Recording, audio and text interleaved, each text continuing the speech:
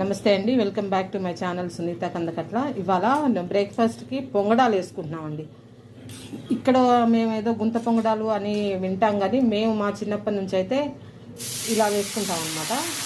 బియ్యం పిండి, దాంట్లో శనగపప్పు, ఉల్లిపాయలు, కరివేపాకు, కొత్తిమీర, జీలకర్ర, ఉప్పు ఇవి వేసుకొని కలిపి కొద్దిసేపు నానబెట్టుకుంటాం అన్నమాట. ఓన్లీ బియ్యం పిండి అండి, ఇంకేం వేయక్కర్లేదు.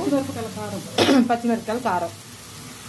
సో ఇవన్నీ పచ్చిమిరపకాయలు గ్రైండ్ చేసేసుకొని ఇందులో వేసుకుంటాం అనమాట. సో ఇవి మేము పొంగడాలు అంటాం మా చిన్నప్పటి నుంచి. మరి ఇక్కడే గుంట పొంగడాలు అవి ఇవి వింటున్నాం, కానీ మేమైతే ఇలా చేసుకుంటాము.